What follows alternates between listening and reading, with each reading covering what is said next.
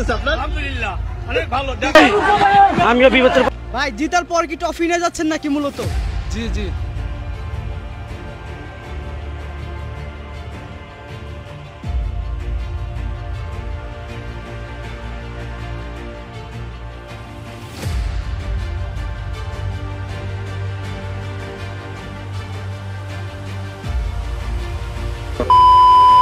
তো বাংলাদেশ মোটেও ভালো নেই। তো আমরা ভেবেছিলাম যে এই ফ্যাসিবাদী সরকারের পতন যদি আমরা ঘটাতে পারি তাহলে আমাদের দেশকে অগ্রগতির দিকে নিয়ে যেতে পারবো, কিন্তু আমাদের ধারণাটা ভুল প্রমাণিত হলো। হ্যাঁ, আমরা জানতাম যে এই সরকার পতনের পর আমাদের অনেক সমস্যার সম্মুখীন হতে হবে। কোনো একটা সরকার পতনের পরে যেটা হওয়াটাই স্বাভাবিক, কিন্তু এখন যেটা হচ্ছে সেটা আসলেই অস্বাভাবিক। এতগুলো এবং এত বড় বড় সমস্যার সম্মুখীন হতে হবে, এর জন্য আমরা প্রস্তুত ছিলাম না। আনসার সদস্যরা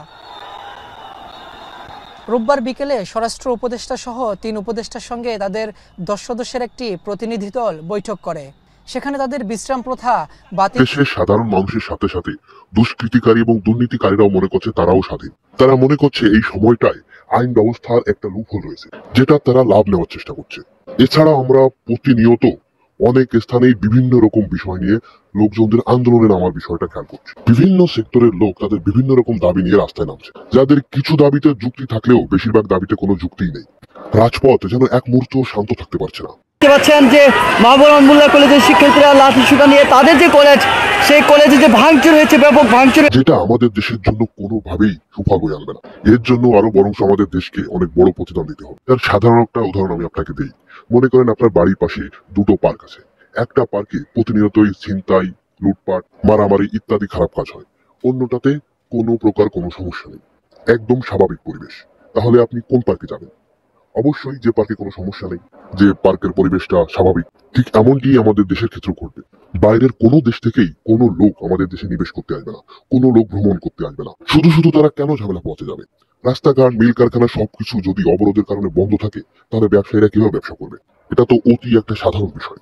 আর এইসব কারণেই আমাদের দেশকে দিতে হবে একটা বড় মাসুল। আমরা ছাত্ররা অবিরাম সংগ্রাম করে, জীবনের মায়া না করে, শত ত্যাগের বিনিময়ে একটি ফ্যাসিবাদ সরকারের পতন ঘটিয়েছি, যেটাকে দেশের সাধারণ লোক অনেক অ্যাপ্রিসিয়েট করেছে, অনেক সম্মানের চোখে দেখেছে, যার কারণে ছাত্রদের অনেক মূল্যায়নও দিয়েছে। কিন্তু এখন এসে ছাত্রদের যে রূপটা দেখা যাচ্ছে সেটা মোটেও কাম্য নয়। ছাত্ররা এখন বিভিন্ন রকম দাবি নিয়ে রাস্তায় নামছে। একবার নয়, দুইবার নয়, দফায় দফায় তারা রাস্তায় নামছে। কখনো তাদের এটা চাই, কখনো তাদের সেটা চাই। তারা কেন বুঝছে না যে আসলে বিষয়টা এভাবে চলে না? শুধু সেটাই নয়, আমরা ছাত্ররাই সংঘর্ষে লিপ্ত হচ্ছে। এক কলেজ আর এক কলেজের সাথে, আর এক কলেজ আর এক কলেজের সাথে। এগুলো কেন?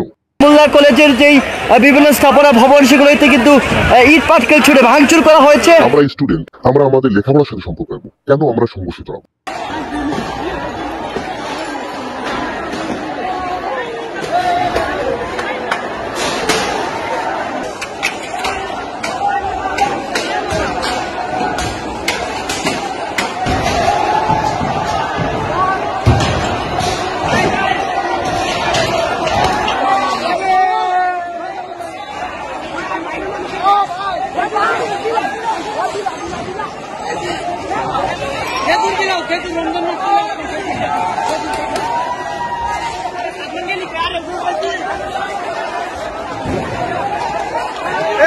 খেজুর ভালো কিনা আগে এটা দেখেন।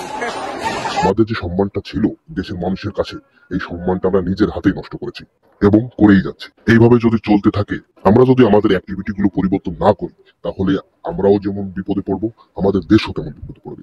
পরিশেষে বলতে চাই, আমরা হচ্ছে এই দেশের স্টুডেন্ট, মানে আমরাই হচ্ছে এই দেশের ভবিষ্যৎ।